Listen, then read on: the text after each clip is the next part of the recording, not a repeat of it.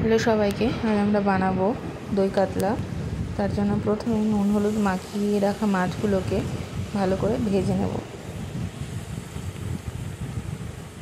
খুব বেশি ভাজার দরকার নেই, হালকা ভাজার মতন করলেই হবে। এরপর ওই তেলেই দিয়ে দেবো গোটা শুকনো লঙ্কা এবং তেজপাতা ফোড়ন, এর সঙ্গে কটা গোটা গরম মশলা,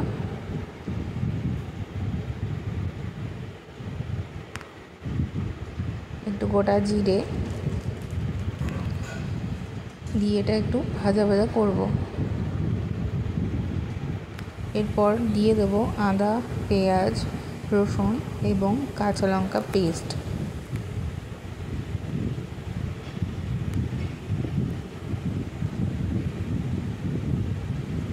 দিয়ে মশলাটাকে ভালো করে একটু নাড়িয়ে নেব।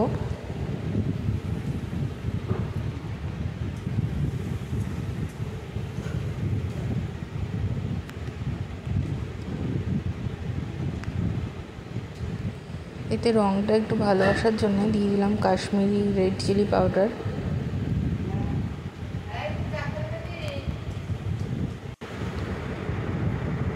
এরপর মশলাটাকে ভালো মতন আমাদের কষতে হবে, আর এতে একটু নুনও অ্যাড করে দিলাম আমরা, স্বাদ মতন লবণ, হলুদ গুঁড়ো,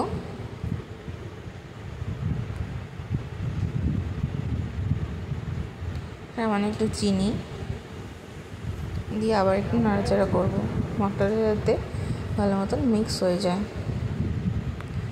এরপর দিয়ে দেব ফ্যাটানো টক দই। এটাই এই মাছের ঝোলটার মেন ইনগ্রিডিয়েন্ট।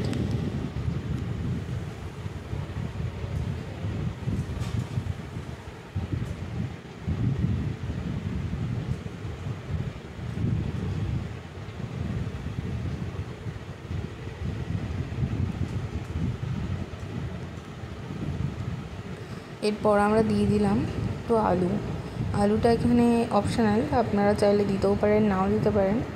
আমার বাড়িতে ছোটো বাচ্চা আছে, সে আলু খেতে পছন্দ করে, সেই কারণে দিতে হয়েছিল।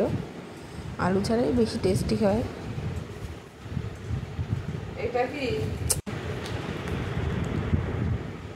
মশলাটা ভালো মতন কষা হয়ে গেল। এরপর আমরা অ্যাড করে দেবো জল, যাতে আলুটা ভালো মতন সেদ্ধ হয়ে যায়।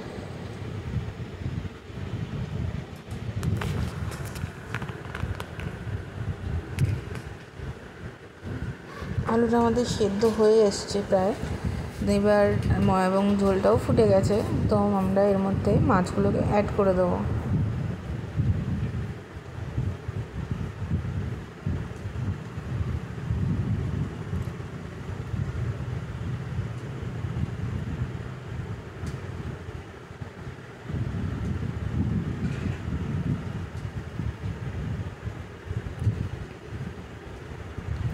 এরপর একটু চেরা কাঁচা লঙ্কাও দিয়ে দিলাম।